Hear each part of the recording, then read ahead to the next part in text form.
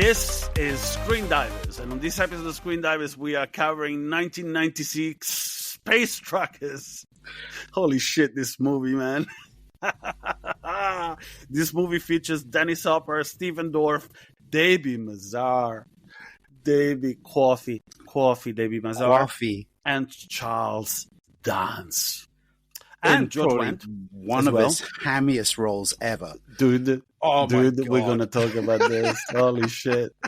This is one of my favorites B-movies from the 90s, and it is a B-movie. It is a B-movie through and through. However, I don't know. I rewatched it last night before we recorded this. We're recording this today. And I really enjoyed it. I was cackling by myself. I thought I was going to wake Annie up. But, yeah. Anyway, I'm here with my companions. Hello. My comrades. How you Ricky doing? and Steve. How are you, boys? Yeah. All good. Up until I saw this movie again. Holy shit. This movie came out in 1996. It ran as a running time, a very furiously paced movie that runs for 95 minutes.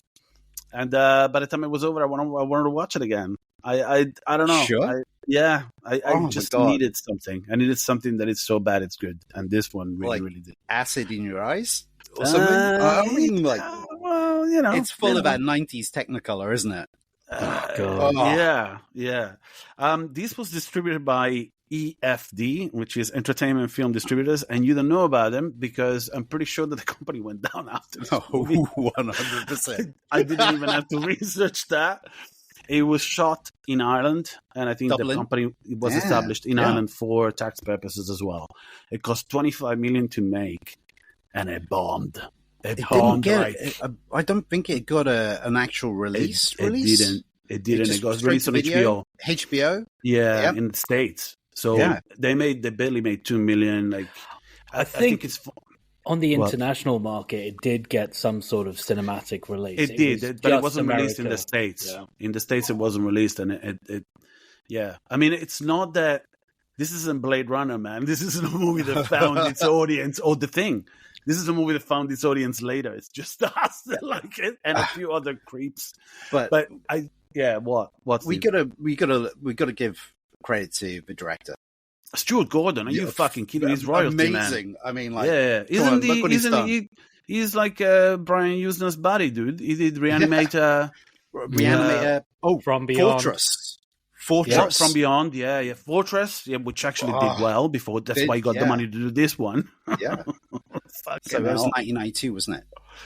But all little tidbits aside, let's give the overview to Ricky. Ricky, what is this movie about? This is set in 2196. It follows John Canyon, a trucker, hence the title. And because he has hit some hard times, he decides to take a suspicious cargo back to Earth with Debbie Mazar, who is Cindy. She's playing Cindy. Cindy. A waitress called Cindy? No. A waitress called Cindy. And also Stephen Dorff, who is playing Mike. And of course, John Canyon is played by Dennis Hopper. You know what Mike's surname is in this? Pucci. Pucci. Pucci. Pucci, not as in Pucci, like P-O-O, like proper Italian, like P-U-C-C-I. Mm-hmm. And because they don't know what's on the cargo, they suddenly hit a surprise when they find out that it is unstoppable killer robots sent to destroy the Earth. Oh, spoiler warnings! Come on. That's the movie. That's the movie. Yep. So, should we start with the first sequence here? Because the moment the movie opens, first of all, there's a few little stories about, Dennis Hopper was a wild man. He was 60 in this, by the way. Dennis Hopper was 60, and Debbie Mazar, which I'm gonna have to disclaim something here. And it's a conversation that took place today before this recording. All right, I have carte blanche now. I spoke to Anne. She approved it.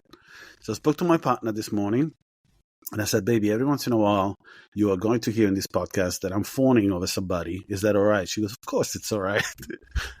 And Ricky is already pulling faces.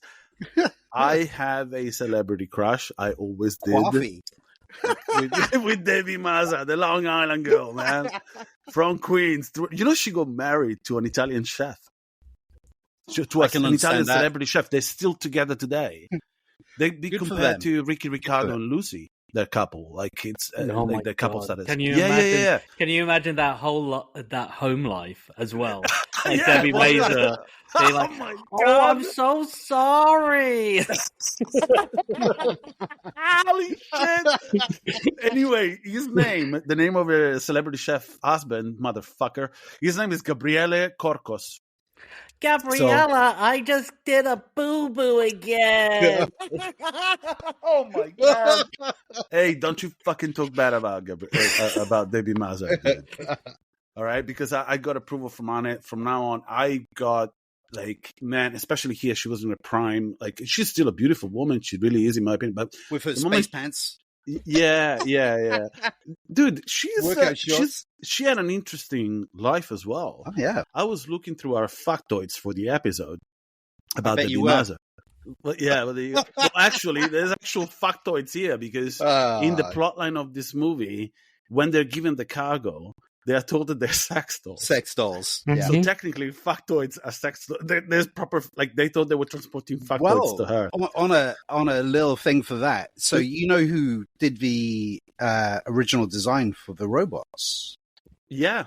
Yeah, I do. Jimmy, I do. Sorayama. Yeah. The man of the sexy the way robots. he did. Yeah, of course. Yeah. Of course. Yeah, Come on. Thank you. Thank you for stealing that from me, you piece of shit. I love a little bit of stealing. It's on my notes, man. We just started. How's the slowing down on the swearing bit going for this podcast? No, well, okay. Well, I'm glad that you got me. You got me. Okay, I'm gonna have to. I'm gonna probably make you swear again. So you know this whole Debbie Mazza fascination that you have. How do you? What's wrong with you, man?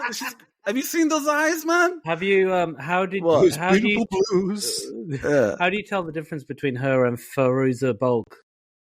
Oh shit! Okay. Oh my god. So, is that another one? Yeah, he's got something here. They've got similar features. They have similar features. Yeah. I mean, I constantly confuse them when I like. So because I thought she was in the craft because of that, dude. But not only that, I was like, oh, Debbie Mazza. Oh yeah, she got replaced in Sopranos, and I went down that rabbit hole. But actually, she didn't get replaced in Sopranos because she actually went for the role. Goodfellas. You're getting confused. Is that what it is? She also went for the role of Carmela, but Fairuza Balk, I probably butchered the name, but she was in The Sopranos. She was. She was the FBI agent. She was in it for like the finale episode of season 3, I believe. Season 4.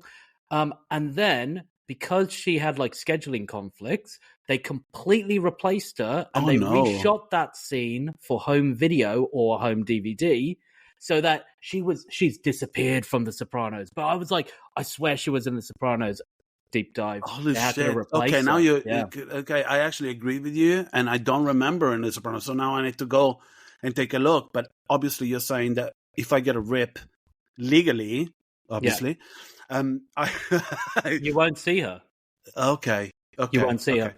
Thank you for inviting me to your rabbit hole of doom here. I've got the DVDs. I've got the Blu-ray. I watched it live on TV, and she was there. And then when I got the DVDs, she wasn't there. And then this new actress who was firmly the FBI agent who was on the cover took over. Okay. Let's go back to Debbie. Okay, let's do go we back have to to? Because we do. Shut up, man! Don't you dare! Don't you talk bad about her.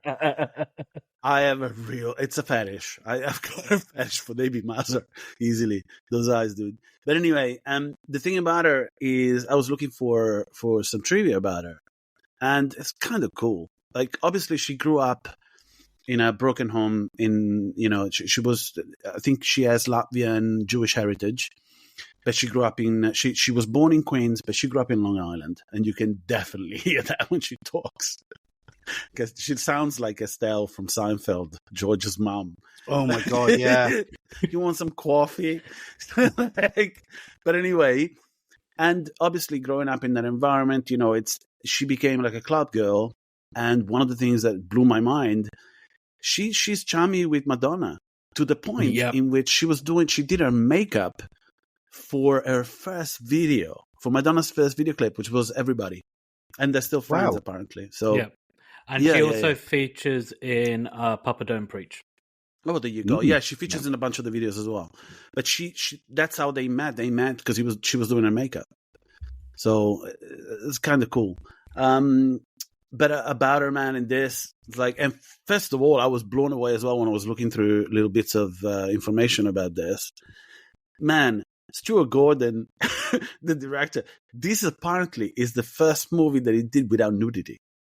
Yep. Well, yeah. And he really tried to put it in there, dude.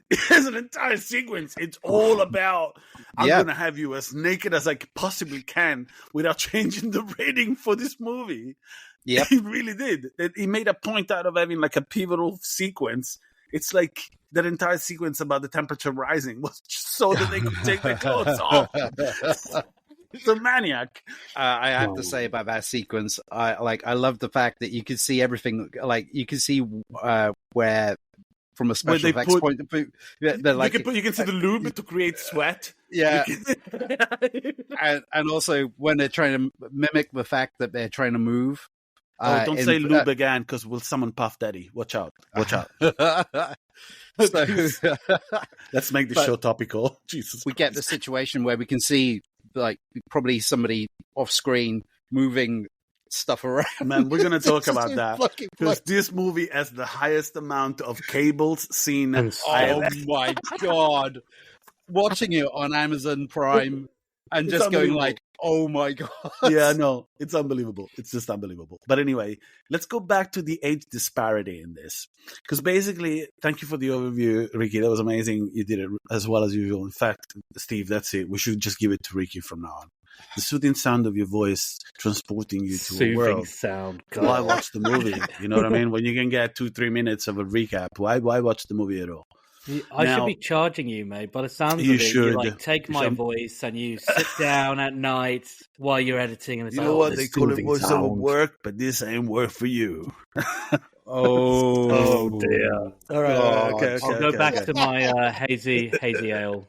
Oh my god, it's IPA, dude. That's what it is. Call it what it is, please. Now, talking about the age disparity in this, right? We're not talking about Leonardo DiCaprio dropping you when you're like 25. 40 years. This one's weird. This one's weird because I checked. Dennis Hopper was 60. Debbie Mazza was 32 in this. And Stephen fucking Dorff, I said I wasn't going to swear. Stephen Dorff is 23 in this. And he looks such a baby. Yeah. Man, it's not even the beauty standards were different. It just looks like shit, man. It looks, I'm not saying I'm not body shaming Stephen Dorff, but to have him as the love interest, because all of a sudden they take the clothes off and she can't help herself. Like, what are you talking about? He's got like these shoulders. He looks like a child in this. It's really fucking weird. It really is weird. His facial hair reminds me of a 14-year-old boy who doesn't quite, he hasn't hit puberty enough to shave. No, absolutely. So you get like those little bits all over the place, and it's just like, oh, mate, just shave. No, you know what? Let's call him Patchy Pucci. Patchy Pucci. But anyway, we're going to get to that. And the thing, nerve. Weren't we just talking about the first section? We were just talking about the disparity. Wait a sec. Debbie Mazza. Line is still connected. We're talking about, but we're still connected to the overview of the movie, which is, he takes a cargo down to Earth, but he takes the job mainly because it would help him accomplish his nefarious plot, which is to marry someone younger than him, much younger than him.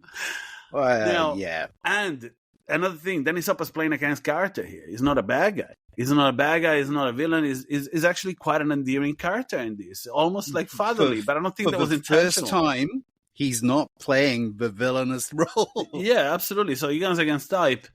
But he's 30 years older than her. Who am I to judge? Love is blind. All right, whatever. But the thing is, he does it as in there's a contract here, which is I'll take you back there. You'll marry me. It's like it's right like out in the open.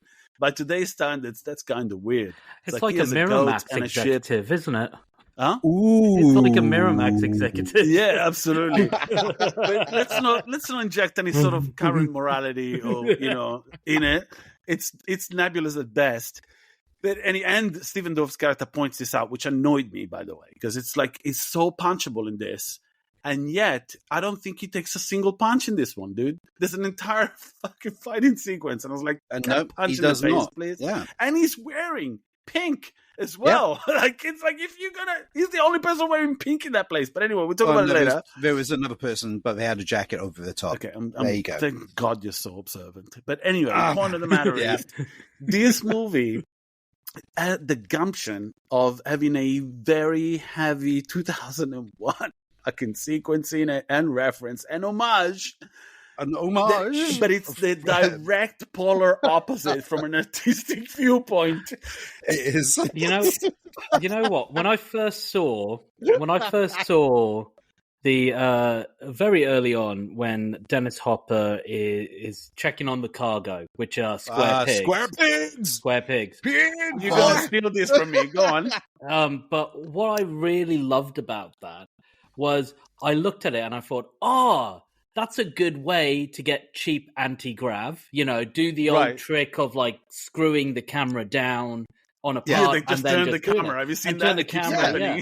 And it's just like, and I was like, that's a really good way to work around that. But then every other time they did it, it looked so cheap. I know, dude. If you look at the seats in the cockpit of the pachyderm. Oh, what a great name for this thing. 4,000 or something like that? Whatever it is. But anyway, they're like when you go on a ride. They are roller coaster rides. A dodgy ride. When the guy, you put it down and going, is this safe? And you just look left and right going, is this We're talking like little village in, I don't know, Southern Europe kind of ride. There is a thing right towards the end when he talks about options. And he doesn't pay for the options. Not to mention the fact that later on one of the seats, there are actual beads. Yeah. Tracker beads. Yeah. Anyway. The movie opens. Oh my God. Wait a second. The movie opens with, again, more anti-grav to show that, we got the budget here, right? This is space. And there's a very prominent presence of some American yellow mustard just hovering next to Dennis Hopper's head. Whoa. You missed the entire beginning. You missed the military scene. Right at the beginning. Oh, shit, you're right. Okay, we're going back. You know what? Can I just tell you? The movie's called Space Truckers. All right? So that's a prelude. You know that I'm right here. It is a prelude, isn't it? Almost. I wouldn't have placed it at the beginning of the movie, actually. I would have added as a flashback. As a dream sequence. No. I would have had that sequence. I'm going to re-edit Space Truckers. I'm going to do the Umba God.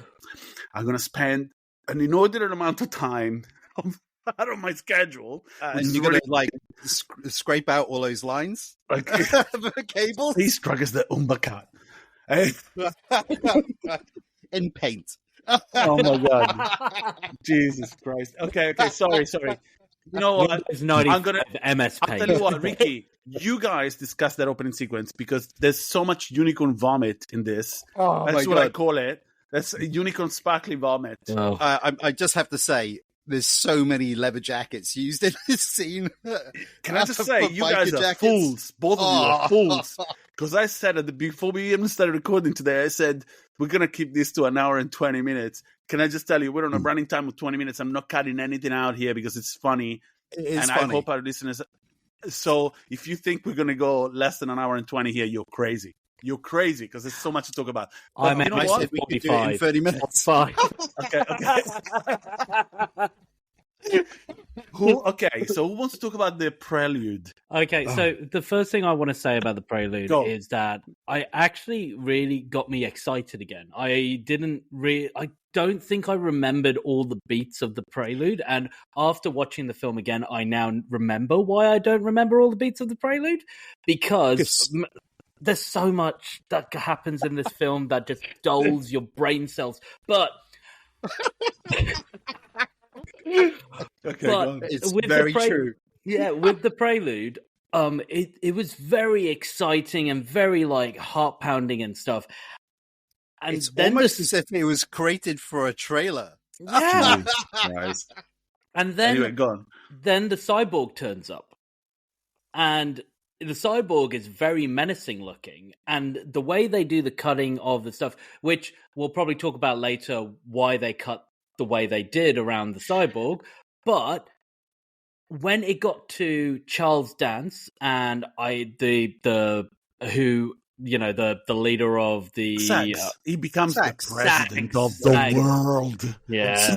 That's an impressive title. Again, but anyway. talking about spoilers that Steve mentioned earlier, you don't figure that out until you get to Earth. But when they have that conversation and Charles Dance, Macanudo,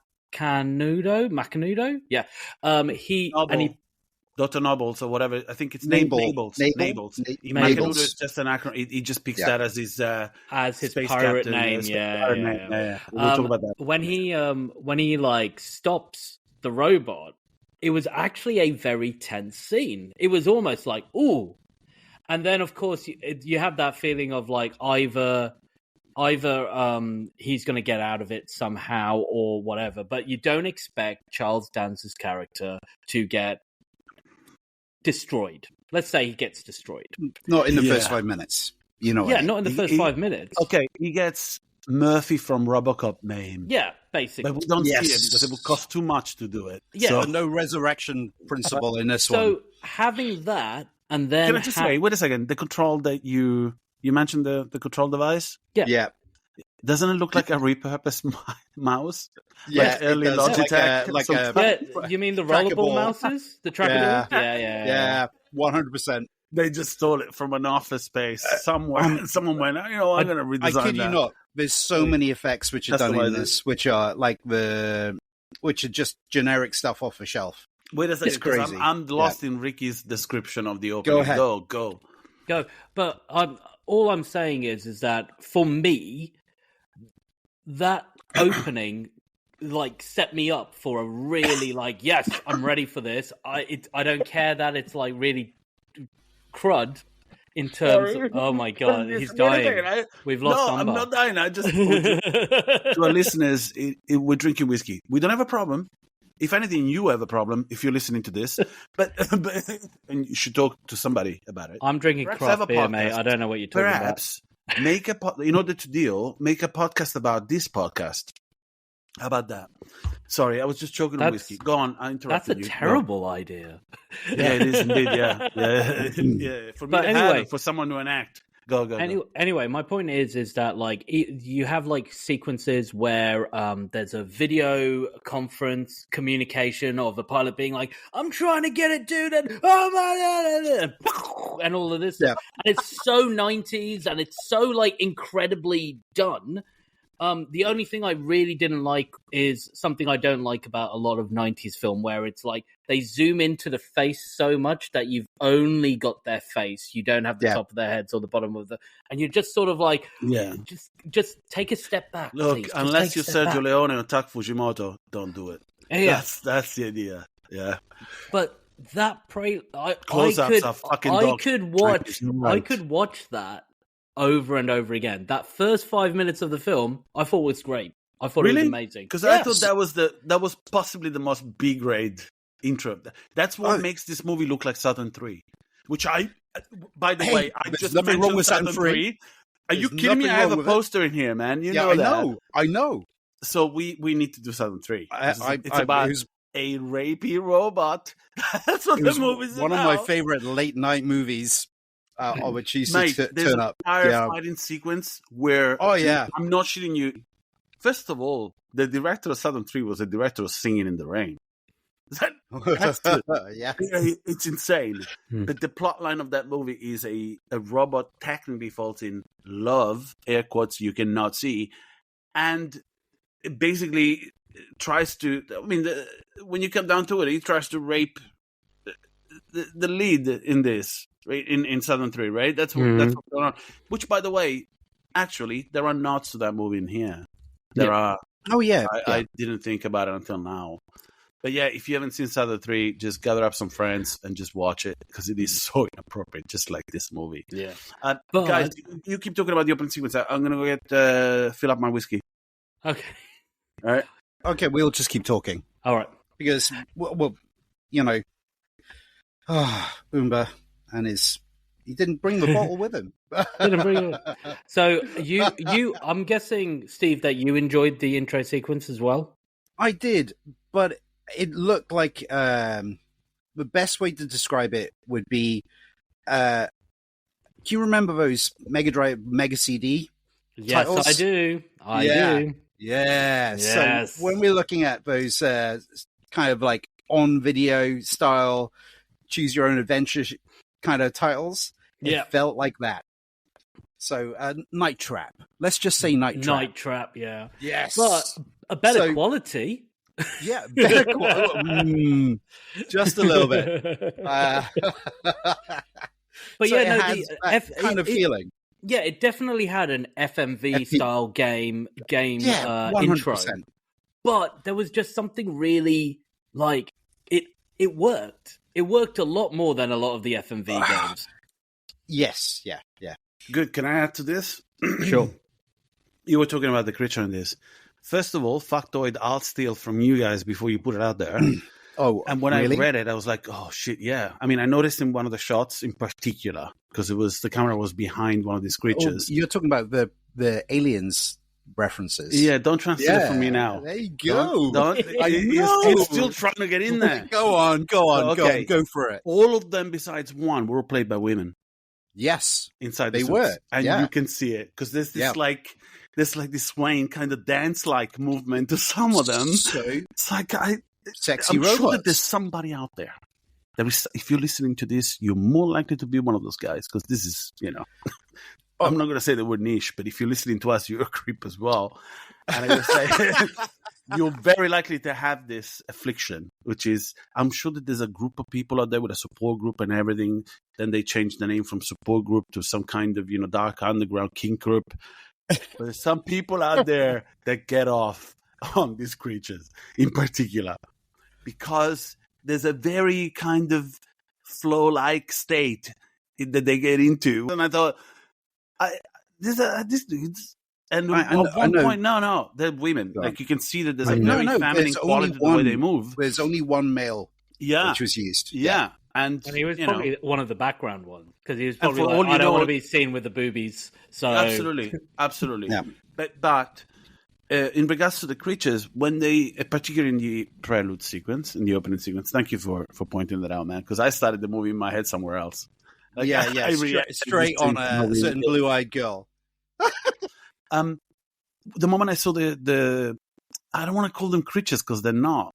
They're robots. They're robots, but they're organic. Okay, they actually suggest that they're at the beginning. Nah, Steve. Before we started recording, myself and Ricky were talking. He said Roberts, so he was going to call them Roberts all the way through. Roberts. No. I was trying to write down robots, and it kept coming out as Roberts. Roberts.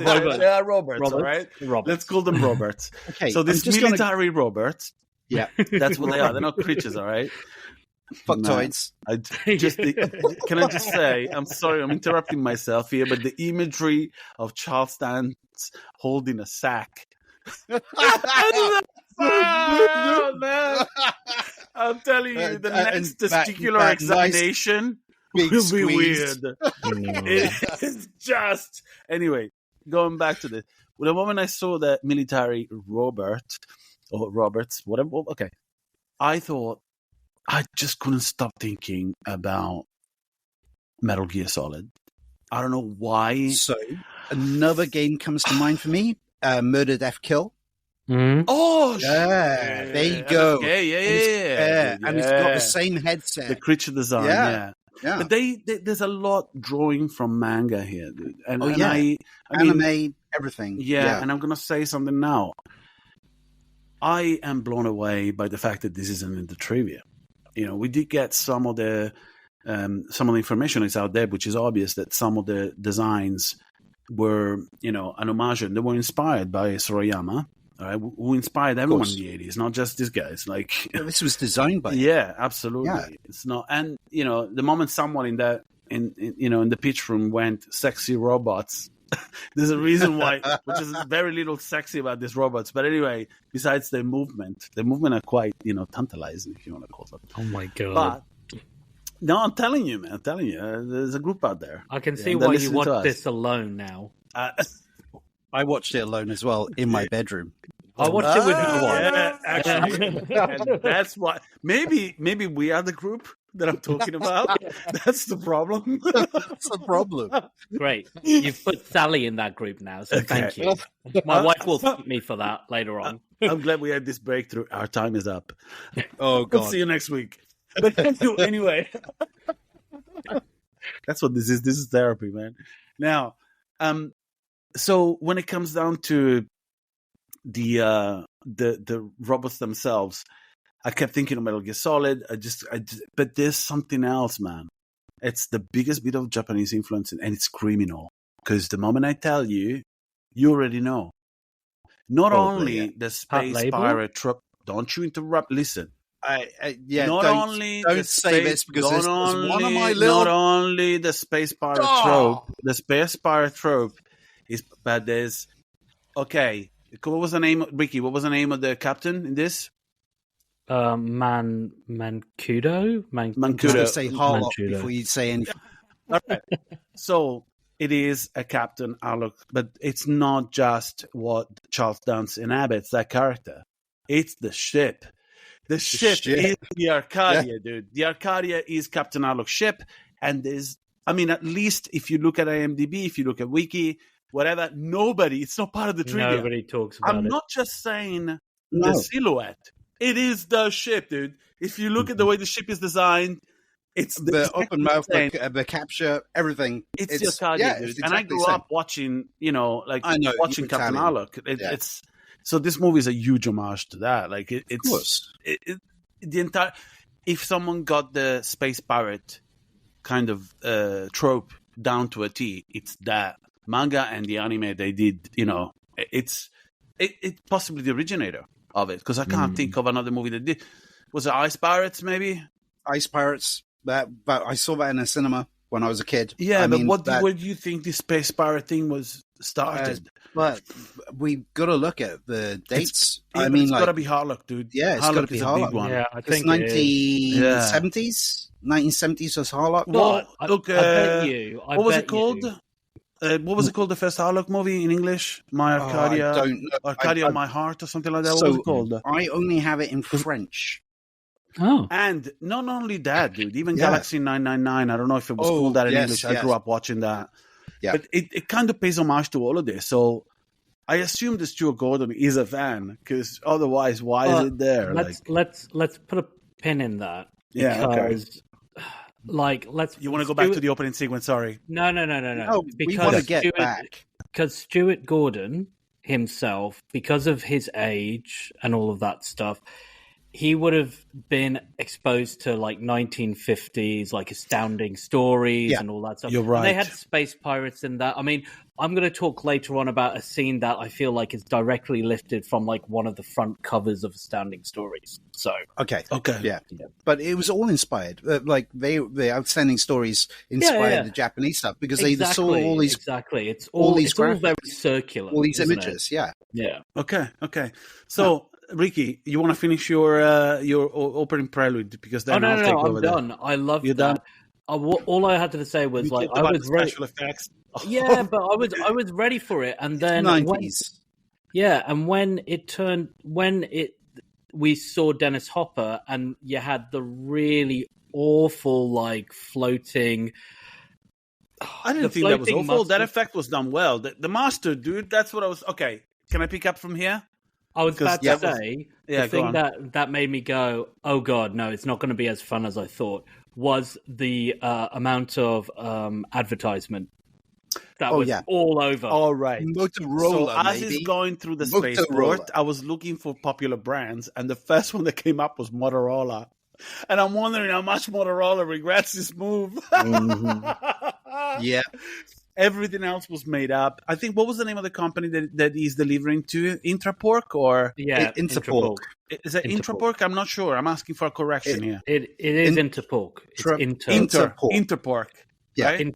Or is it Intra? Yeah. Okay. It's one of those two. Now, this movie came out in 96, and I'm going to go back to the opening sequence, but there's one thing from an aesthetics kind of, I think Futurama kept popping back into my head, dude. I don't know why. Futurama must be, like, I'm pretty sure that Groening is a fan of this movie. I'm pretty sure Mike Judge is a fan of this movie. It has nothing to do with Futurama, but it's that same kind of social commentary, tongue-in-cheek kind of thing. And everything that I thought about this and the connections to Futurama got solidified when you see the police force in this. I wonder if they're taking the piss out of this movie in particular, because the police force, the cops in Futurama, their outfit, it's like a motocross / whatever the fuck. It's a weird mishmash up. We don't have enough money for a uniform. Yeah, so we just got to buy everything off a shelf and just patch stuff on it. This movie, you can see this movie run out of money at so many points in it. Like, when it comes down to the special effects, it seems to me that they tried to do too much and then went, shit. So a lot of this was miniatures, though. And there was an entire company which was set up to produce the miniatures. Yeah, because they didn't have one in Ireland. That's what I read as well. So they set up, but this thing costs money, dude. This costs money. Everything costs money. And 25 million for a sci-fi is a tight budget. And we can see that here. All right. There's a comment from I watched a documentary from one of the miniatures guys last night. Was it Steve Hofer? Yeah, I watched that too. It's amazing.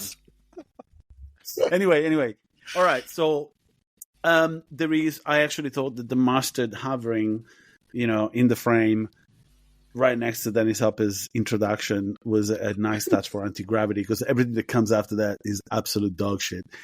But it's probably the only piece of visual effects. Absolutely, it was really good. All right, that's when a close-up actually worked in this.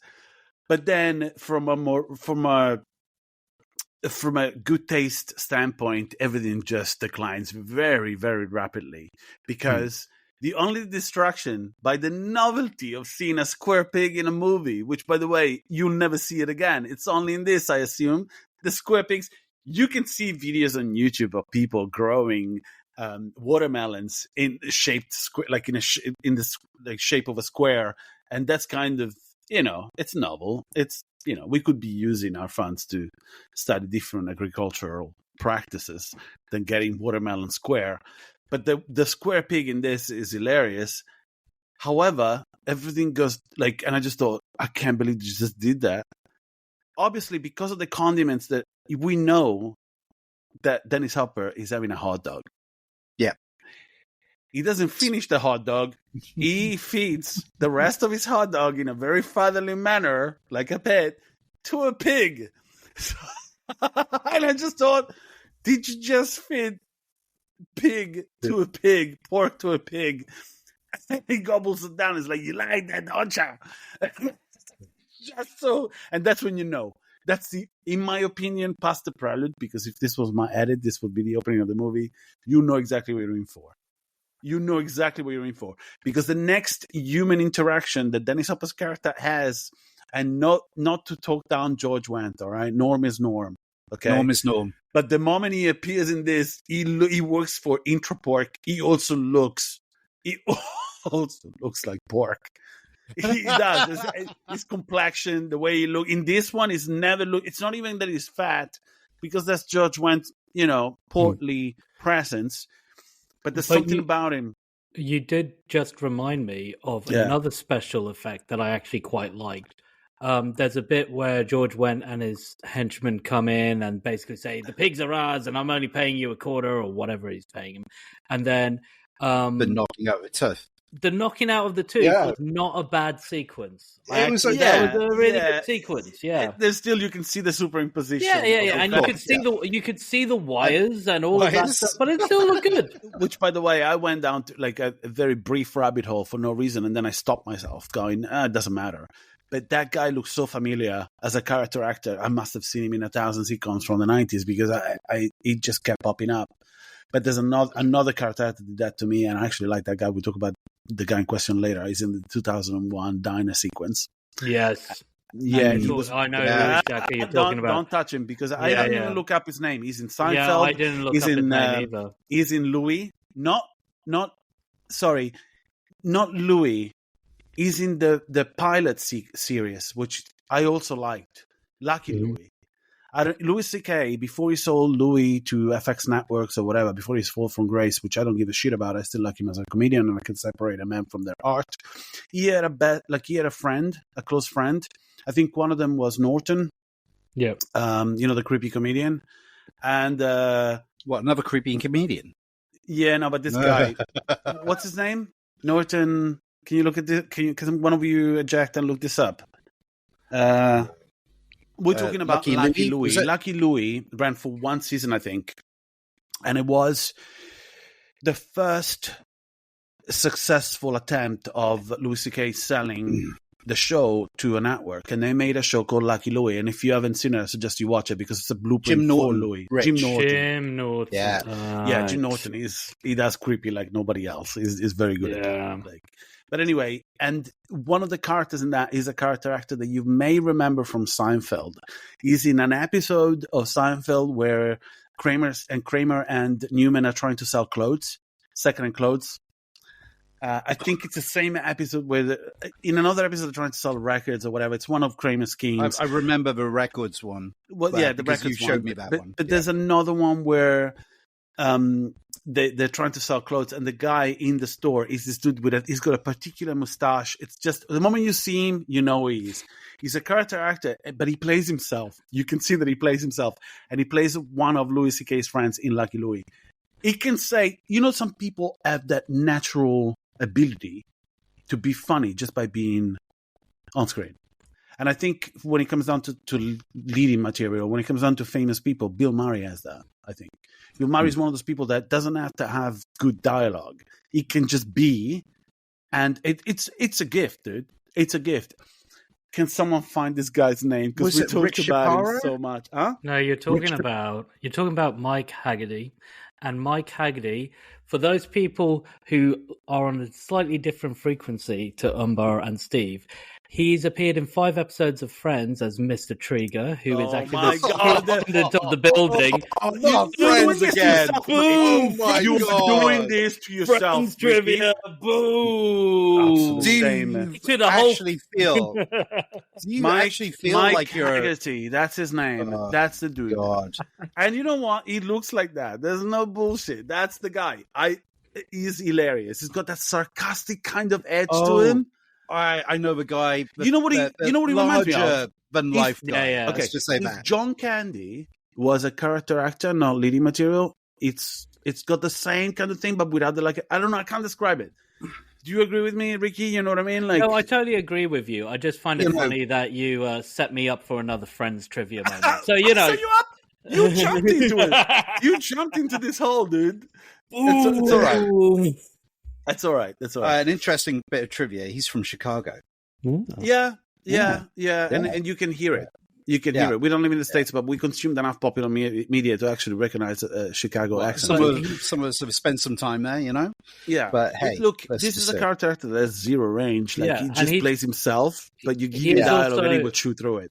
He is also one of those actors that if you watch enough TV and shows and stuff, he just appeared everywhere. He's appeared in Deadwood as well. So he has. Yeah. Look, in Lucky Louie, again, I can't recommend it enough because it's raw. Lucky Louie is not as one of the things that you can't take this away from Louis C.K. Louie is a phenomenal show. It is. There's a lot of introspection in it, and people that were actually surprised. I'm not justifying it at all. I think he apologized enough. People make mistakes, but at the end of the day, the show was almost prophetic. I mean, unless you're not listening, everything about that show was about a man in dysfunction, or just not a man, but just the human race and dysfunction in general when it comes down to interpersonal relationships. And Lucky Louie does it, but there's kind of almost like a pantomime attached to it because of the inexperience with telling the story and presented in a certain way. So Lucky Louie has its charm. it was kind of on the threshold of a traditional sitcom, and the character that was it, Mike Haggerty. Mike Haggerty. I feel guilty for not knowing his name in the first place, but he plays the enabler. We all have a friend like that. We all have a friend. Actually, we all play that role at some point. But he pinpoints it. Well, you are that role. Fuck you. You enable me at all the times, all right? Like, look, you're making me swear right now. I feel like we're pulling and you know what? I might as well. We're going to call the term an alien Romulus. We have only talked about the first 47 minutes. I can see the time, but we don't really need a lot of. Yeah, can I just tell you though? It doesn't matter. Let's try and get through this quickly. Have like because we're getting distracted. All it takes is Debbie Mazur, Mike Haggerty, the fact that Umba can't remember the first 5 minutes of a film. Like, shut up! And we only watched it last night. It's only my cock. Anyway. It's funny that you say this. Okay, can we get off the Louis C.K. situation? Whoa, stop. We're talking about production values here, and obviously that's the skin of this movie because this is B movie when B movie like just the term itself. I don't attach that to the 90s. Somehow there's 2 decades for me that.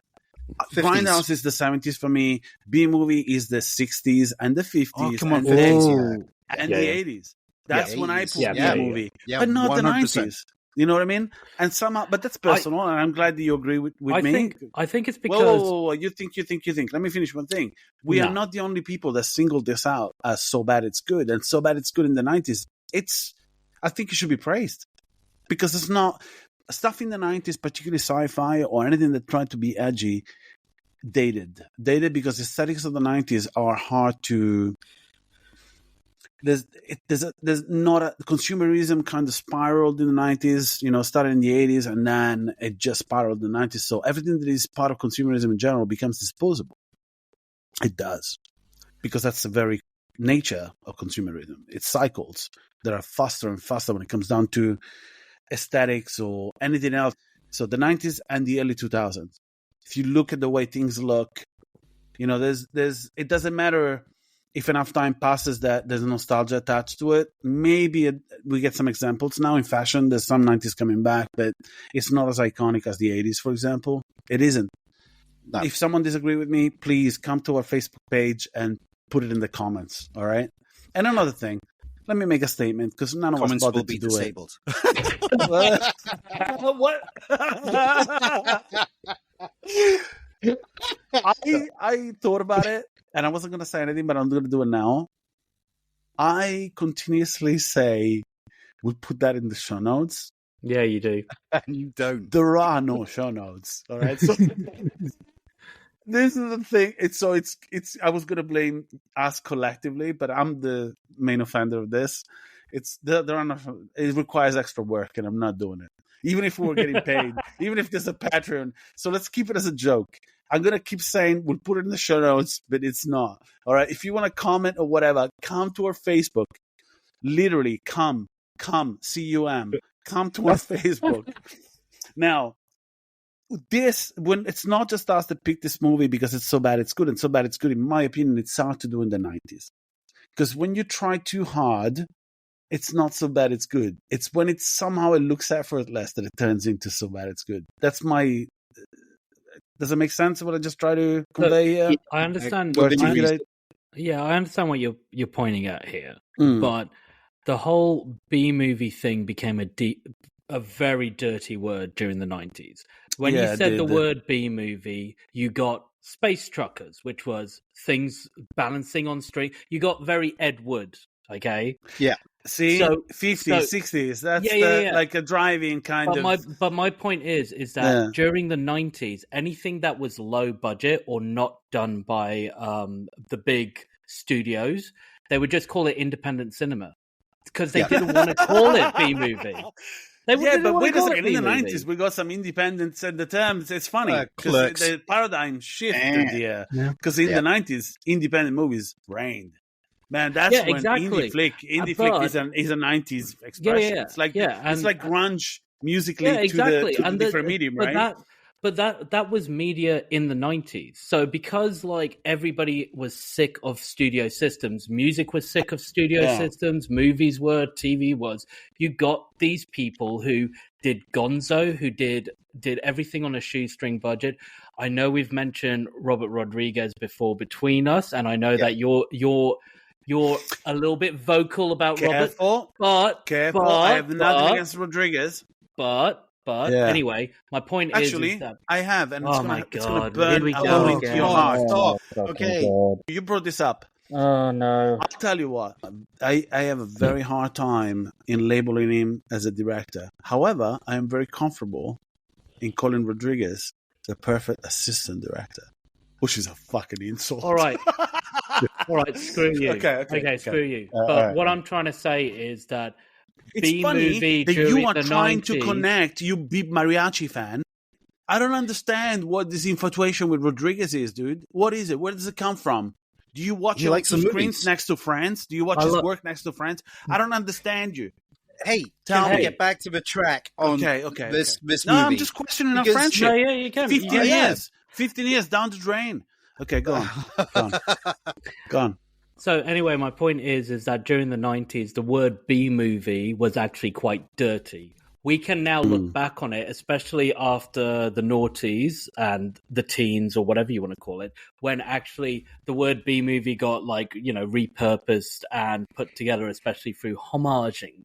So look, the fact that I'm going to call Space Trucker a true B-movie is actually a little bit disparaging because I see it as, oh, look, you can see the strings. Oh, look, you can see, the acting is a little bit like, I can't be bothered to remember my lines that well, so it's coming out like I'm going to share something. Sort of stuff. I'm going to share something with you. I'm basically going public here with the 6 listeners that we have. I'm a 47-year-old man, and I'm not saying that my bladder is letting me down, but it's a common scenario that at 1 a.m. or 2 a.m., I may wake up and go down the stairs because I don't have an ensuite and go for a pee. This is the instance in which I decided that I was already awake and I would spend the next 95 minutes rewatching this movie. I took a sip of water and thought, this is going to get me to wake up again in 2 hours. I might as well stay down here and watch this movie. Now, it's circumstance, but I got to tell you, I enjoyed it. And I didn't watch this a long time ago. Like, I rewatched this like 6 months ago.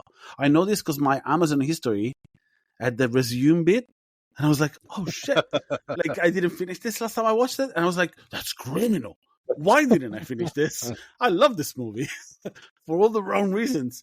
But I went to bed at 2:30 last night because I stayed up and I didn't struggle through this at all, man. I just thought there was something almost endearing about it. I don't know what it's so unapologetic, like a rebel kind of attitude towards filmmaking. Like, I'm just going to chuck this in as a little nugget. You know, this wait a second, Steve. I interrupt you here because I spoke to Mari, the love of your life, before I spoke to you today. I know, because I could hear you while I was shitting on a toilet. He can hear you down the road. He can hear you across. Can I just say that if I'm not editing this, so people can easily walk away with a preconception based on what you just said, that you just hear voices in your head while you're taking a shit, and that voice is me. Yeah, it's fucking that horrible. Makes me a laxative. Yeah, quite literally. Anyway, just whatever. Your mouth, really. Whatever service I can provide. I am more fiber in your diet. I'm going to say it again, and I've said it many a times. You're just a muff of the bird. Muff of the bird. Muff of the bird. So I was going to chuck in a little nugget because we were talking about. No, you can't say nuggets. That's EBD. EBD. Everybody dies. Everybody dies. While you're listening to this podcast, go listen to that podcast. It's much better. Little poop bit. What do we call it? A fucktoid. Oh, go on. So a little fucktoid. This was last aired on German TV in 2023 in December. and go for it. Okay. One of our several German friends, I haven't spoke to in a while, but we have that friendship in which it's a beautiful friendship. The best friendship you can have is you pick up 6 months later and it doesn't feel weird. You know what I mean? Like one of those. You don't have many like that. You have 2 or 3 friendships. Okay. So out of the blue, right before I spoke to Mari today and right before recording this, so sleep deprivation kind of guided me into this little maze that got me to believe that it was ideal to just message a friend that I haven't spoke to in 6 months with no context and send him this message. You ready? Mm-hmm. Okay. It is completely related to what we're talking about. Here it is. Buongiorno. Good morning, Sven. How are you? How are you, buddy? Listen, I need your help. I'm about to record because, I launched the podcast and I'm about to record a new episode. And we're talking about a movie called Space Trackers, which is a B movie from the 90s. And in the trivia that I collected for the movie so that we can talk about it, I came across a bit of information. I'll send you a photo. But what I need from you as soon as possible is for you to read the word in question, which is Slefas or Schlefas, and pronounce it in German and record yourself saying it and send the recorded message of you saying this word because I need to pronounce it in the podcast. Thank you, bro. Ciao, bye. I just played you that because I know that he hasn't replied yet. You understand? Whatever the fuck we say now, it's not right. I can tell you, it's not Slefas, it's not Schlefas, it's not. I can call Chris from Agonize. This is an abbreviation of what the show. That's the title of the show, and the title of the show is. Schlefas. No, it's an abbreviation of the worst film ever.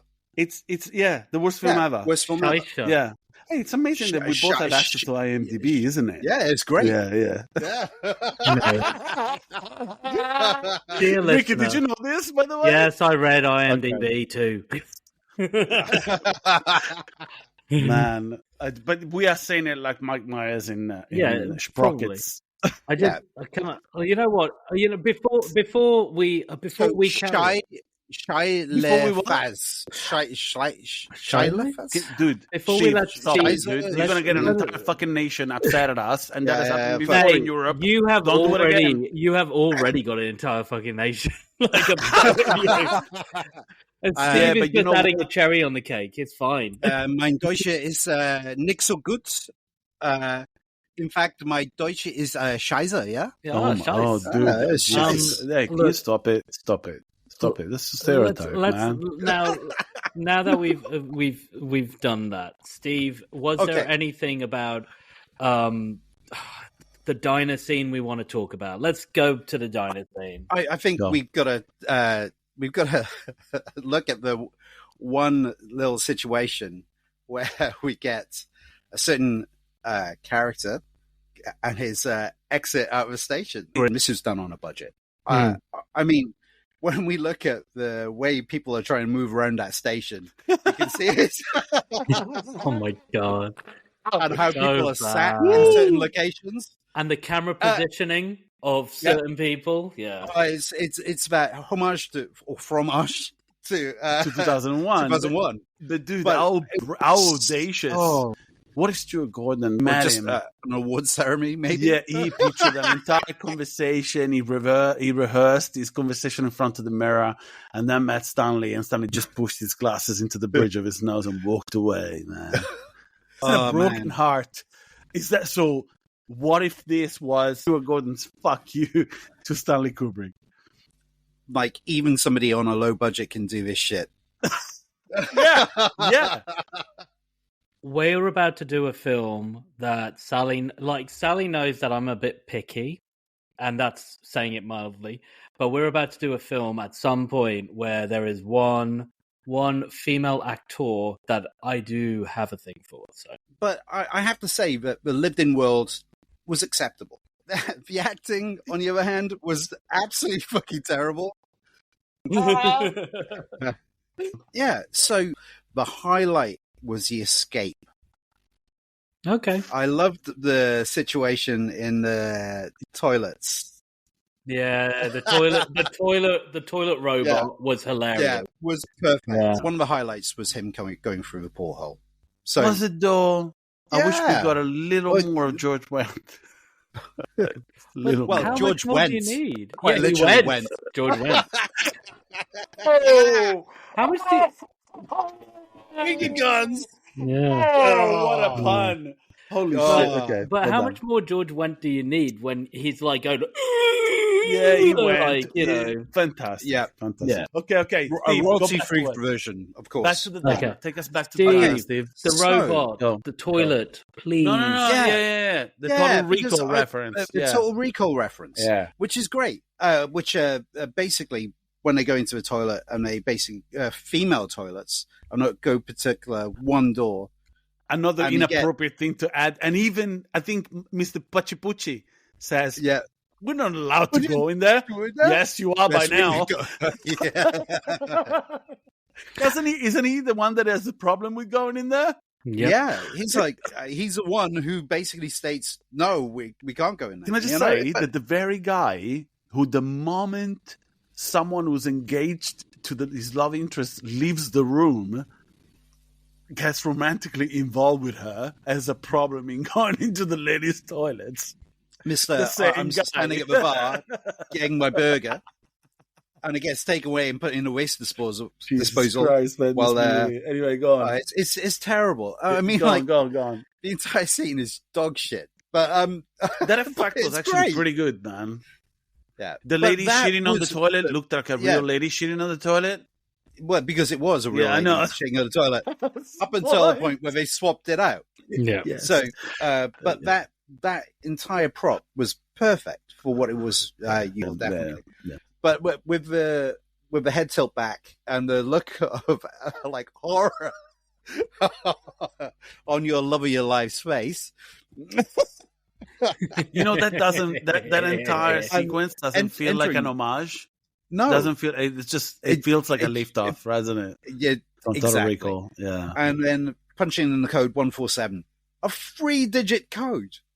What the hell? How secure is that? Did you look this up? Was it 147? No. I just looked at it on the screen, mate. I just remember. Is there any significance to it? No, it's just it just goes down the keypad.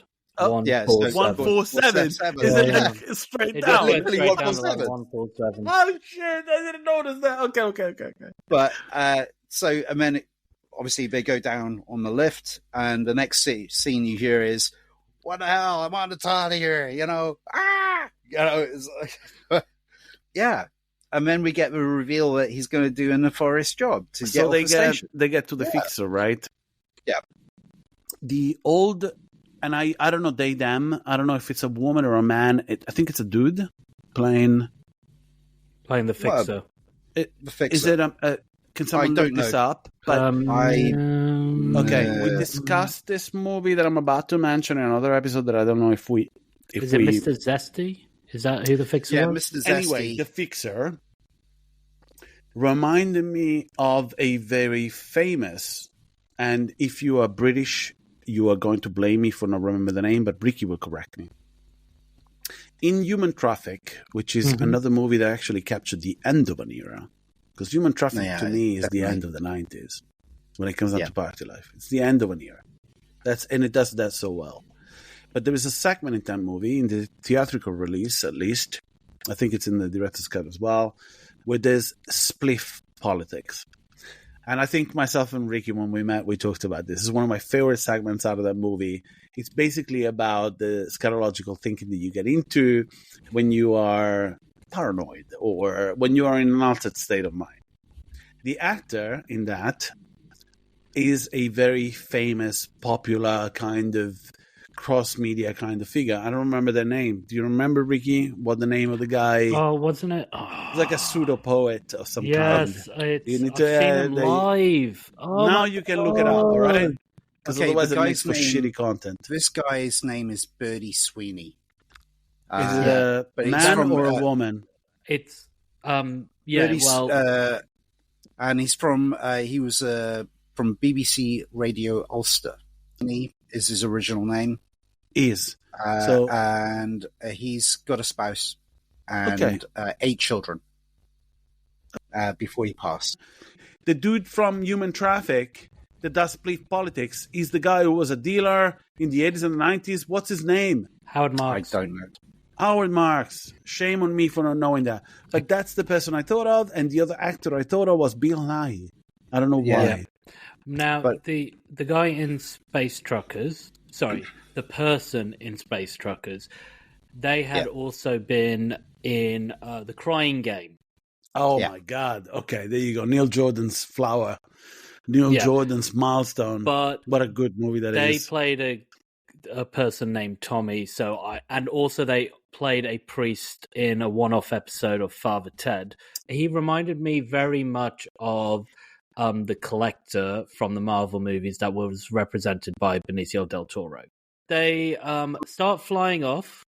Debbie Mazur gets proposed to, basically, like, I'm taking you to Earth, so you're gonna marry me, that sort of thing. And then he goes and fixes something on the ship because the coolant isn't working anymore. Reminded me of Alien Romulans. Hang on. You've forgotten the entire situation where they escape from the police. Oh, yes, the police. And their one line, which is that, and they escape and break out from the line and go through into an asteroid And not field, only that, but which this is when a little bit of deception is given to them, right? Yeah. This is when they think they are transporting sex dolls. Sex dolls. Sex dolls.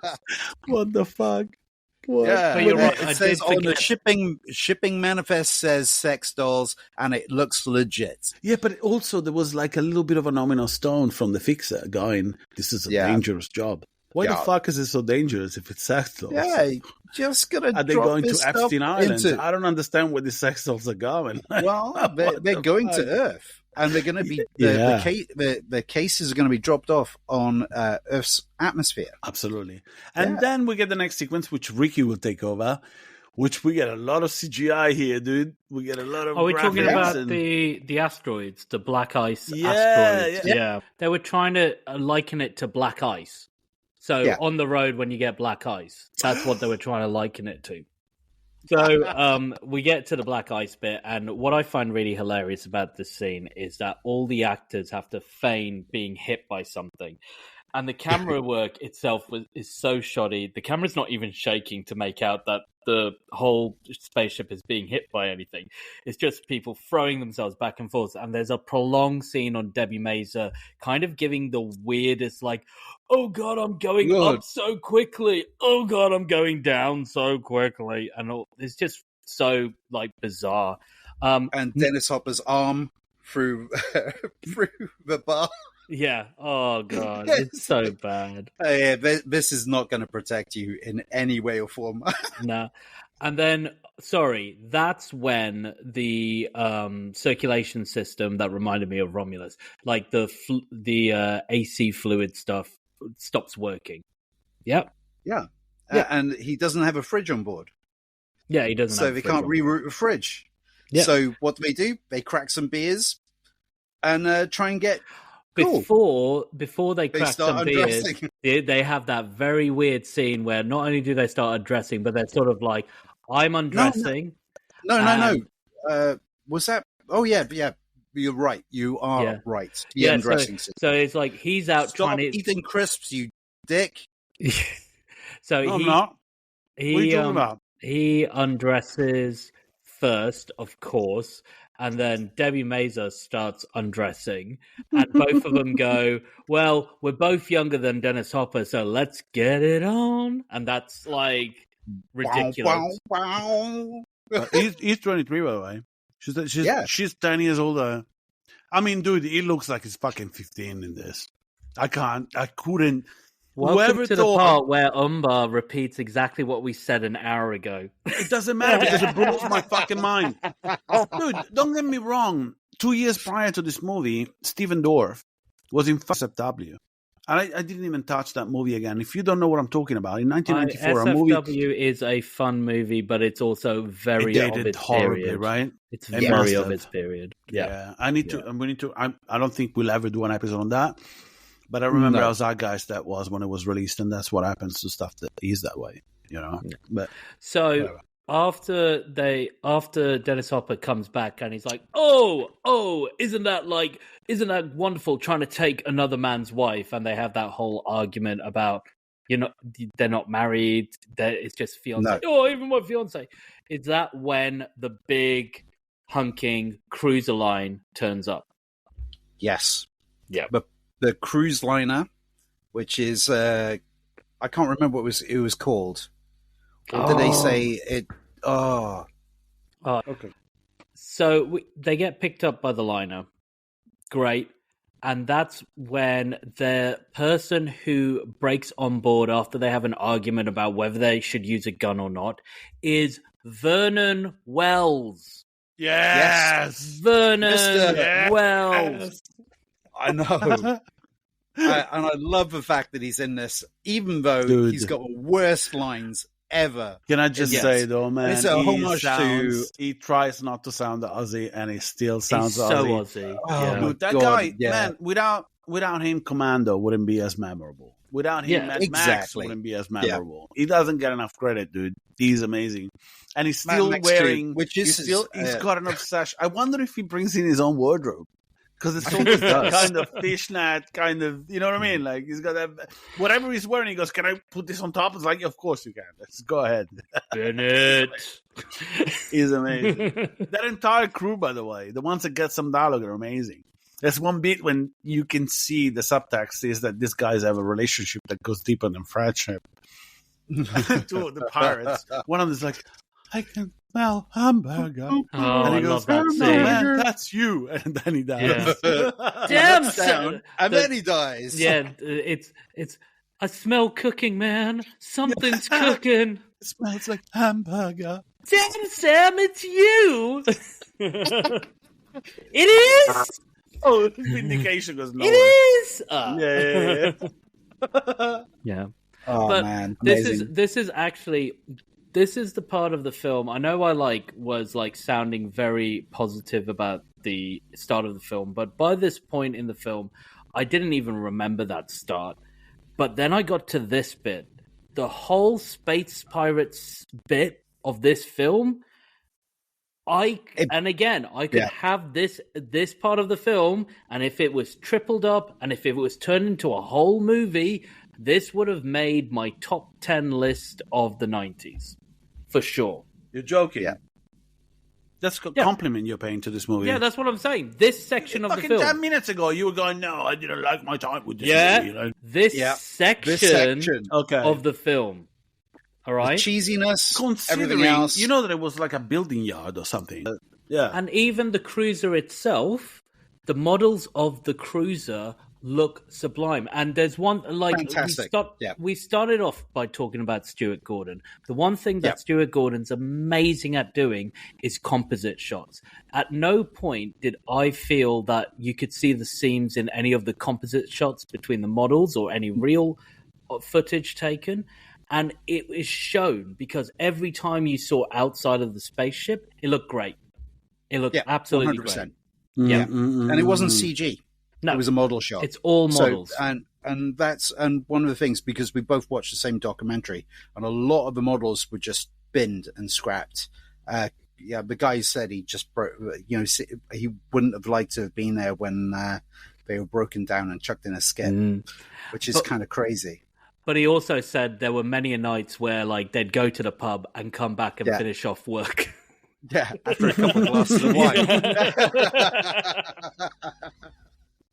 Which is perfect. The artistic talent of somebody who's a bit half, he'll go there. It's fine. Whatever. Oh, let's add some more stuff around it. Yeah, it'll build up. It'll look good on camera. It's fine. Yeah. But so this whole sequence of them captured by the pirates, us seeing Charles Dance reappear again. Now, before Umba starts throwing stuff at us and starts shouting at us for taking his bits or his toys or whatever, just don't then. He's gonna throw don't, because but anyway, I did a 15-minute arduous research Don't take it away from me. Effort. Come on. That was a little lackluster, mate. That's a little lackluster for you. I'm getting drunk. That's what's up. Okay. All right. Yeah. This scene has some of the most quotable moments of the whole movie. Yes, and it's it does. such a shame that it's only 20 minutes. And please don't leave me that, because I'm going to call the episode that. I think, actually, we're not calling episodes anything. It's a shame. And I don't intend to do so. But my favorite quote of this movie is are you talking about the attempt to turn Cindy into a concubine sequence? I wasn't going to talk about that. I was going to talk about some of the lead up. Because that has some of the favorite quotes. I didn't have this conversation with Anna, but anytime we have a romantic interlude that will culminate into sexual embrace, I decided that I am going to say that to Anna. God. I'm going to say, my dear, all systems are operational. Holy shit, mate. I woke her up. I think I was worried that I woke her up last night because when he not to mention how he Charles fucking dances. Dude, when he's trying to start his dick like a lawnmower, it is fucking chainsaw, whatever. Yeah.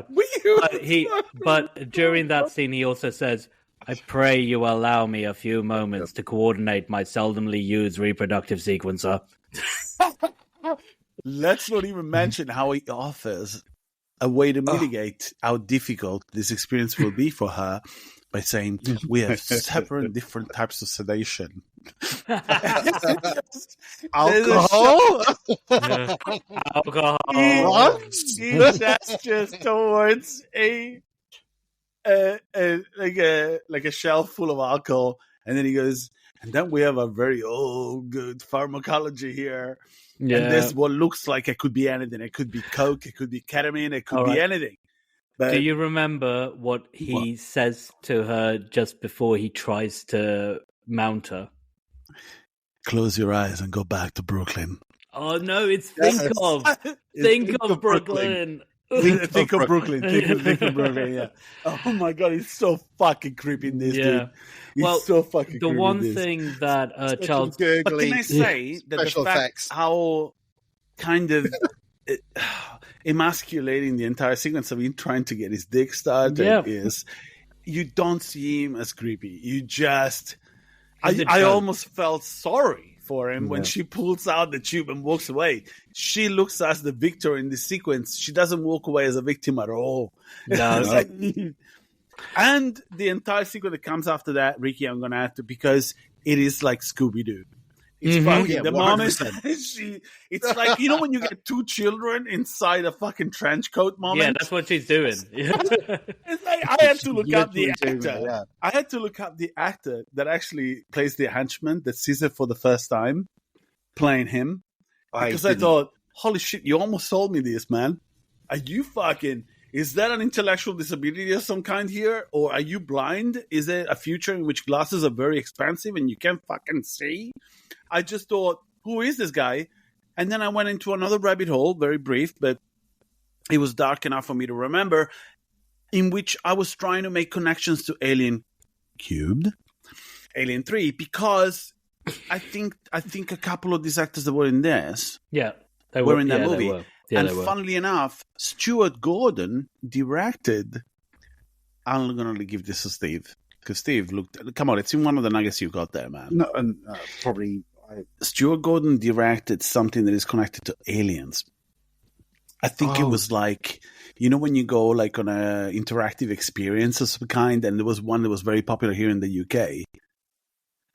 He directed that. If you went on that and there was some footage or video, whatever, I can't remember what it's called. The aliens, Don't say it like you remember all of a sudden. You're fucking reading. For our listeners, you're reading. What are you reading? I'm actually right on the screen right now is Student Gordon, 1947. Yeah, what is it? 2020. So I don't have that section. So is it the aliens experience, which was in? It's in his credits. Yeah, I didn't realize that. I don't think it's the only. It's not the only connective tissue here, dude. There's a lot of people that were. So I come from South Wales in United Kingdom, and I had the cheap knockoff version of that at a laser tag place. We have aliens at home. Yeah, pretty much.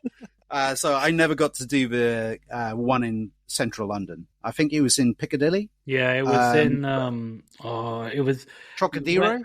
Where the old Sega World was. Yeah, so I remember it being there, but I never got to go and do it. So I think it was just after I first moved to London that it closed down in the 2000s. Yeah. So I never got to go. But I had the one at home version, which was okay, but not great. Let's just say that. One of the ones that was very popular, like I'm talking about a world pre-internet, basically, when Aliens came out. And it should be no surprise to our American listeners that obviously there was a lot of strong global presence that spilled over outside of the UK. Here in the UK, it's because, you still have that connection with Ridley Scott, even if Aliens was directed by Cameron. But one of the experiences that was somehow praised as it happened, and later on, it was the Aliens experience. It was one of the first interactive experiences that happened here in London. And I know this because I got a little anecdote from one of our friends. James, if you're listening to this, my mind is still blown. This guy comes over for game night. A friend of ours, 15 years, friends for a long time. And he's got this crisp looking t-shirt. And it's like an Aliens experience t-shirt of some kind. And I went, hey man, where'd you get that? Like, oh, that's like a novelty item. He goes, no, I got that years ago. How many years ago, man? I said. He goes, 1995. And I said, what the fuck? What? The t-shirt looked like, I swear to you, man, there was somebody else here. So if they're listening, I think it was Fabio, a friend of ours. I have never seen such a thing. And I've seen a lot of shit, man, just like the rest of you.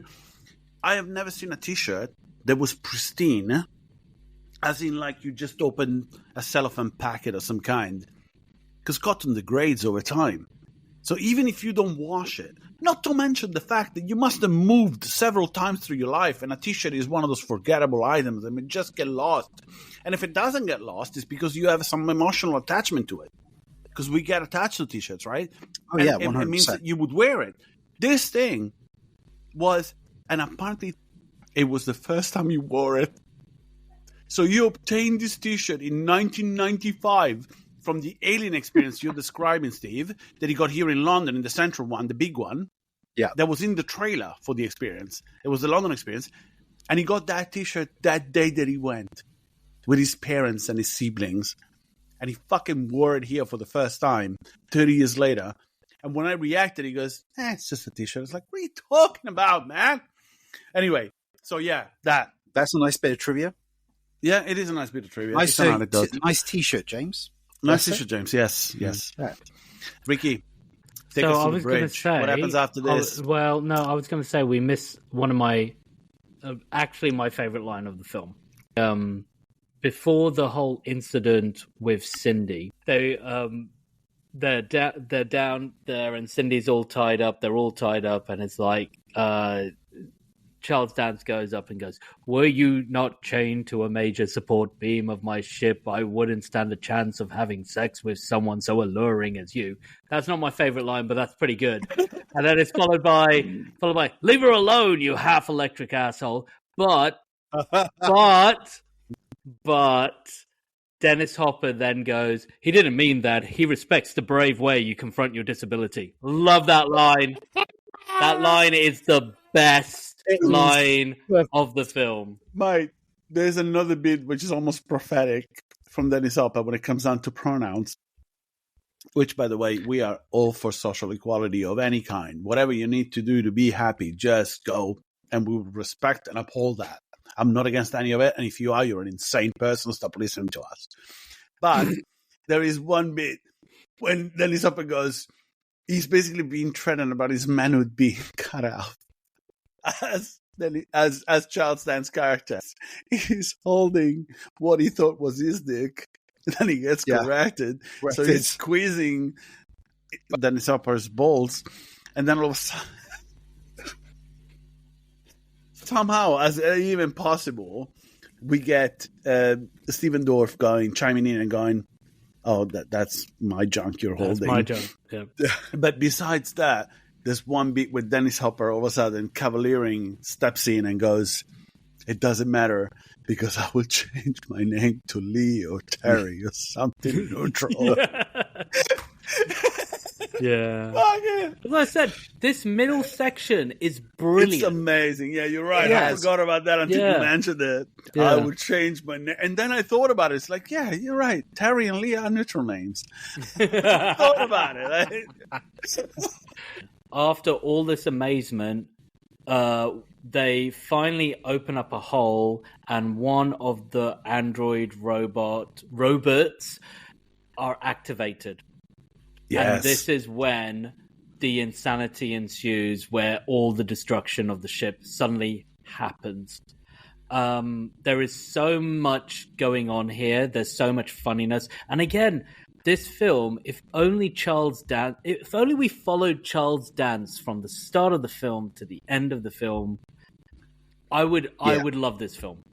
I would absolutely adore this film. He's great in this. He's good. Great. And it's after this, he did Last Action Hero, which is what I actually knew him from when I was growing up. So you're right. It's that contact lens, right? You remember the contact lens with the sights on it? The sights, whatever. Yeah, his consistently changing. And now everyone's like Game of Thrones and Game of Thrones this, but no, like that. His villain role in this and his villain role in Last Action Hero is amazing. For me, cements him as one of the greatest actors. He was basically casted in roles of the typical like British douche or whatever, like the villainy, because it's Star Wars fault, right? Even villainy is British. That's the colonize. It's always like the way it was portrayed in film. In popular media, it was Star Wars that did that. All the bad guys spoke, with an English accent. But the thing is, there's always, like, even in The Last Omen, and I hope that you have seen The Last Omen, because from every standpoint, I am a fan of that movie. I mean, it's really well done. You will enjoy every moment of the ride. It's self-aware. It's great. Yeah. But the opening sequence has Charles Dance as a priest in it. And the smile that he gives you just before half of his brain gets cut off, sorry for the spoiler, is haunting. Because you don't know. That's the opening sequence of the movie. In The Last Omen, when he smiles, you don't know if he's smiling because he's glad that he's out of this scenario and he doesn't have to take part in this, or if he knew and he's an accomplice. He's a phenomenal actor. It doesn't, like, he was casting this to be the stereotypical British guy, but somehow there's a part of you that kind of empathizes with him. It's weird. And I really love Charles Dance. I need to go back and look at his entire catalog because I'm a fan. Okay, I've always been a fan. One of the first things I think it was a TV series. I'm not 100% sure. First thing I ever saw him in was his basis of Ian Fleming. Yeah. So he was. It must have been in the 90s at some point, prior to probably a lot of other bigger things. But I can remember him playing Ian Fleming and the basis for the James Bond character kind of situation. But yeah, it reminds me of. And it's a parallel, it's probably personal, but another actor from the 60s that I'm fond of was David Niven. Yes. Another British actor. Yeah. And he reminds me of David Niven. So it's like a tongue-in-cheek kind of, because he plays this as tongue-in-cheek. He does. It's not full-on comedy, but he does that so well. Even if the dialogue is given shit, and you can see that at the beginning, my prelude the opening sequence, the actual opening sequence of this movie, Ricky pointed it out. That dialogue is fucking. You give that to anybody else. I mean, it's bad. If you read the script, would you get on it? I don't know. I mean, he basically said that he decided to do the movie because he read the script and he thought it was a laugh, and that's such a British way of entering all of this. Yeah, it could have been towards the end. You didn't get to say, Umba, that he was also in Alien 3.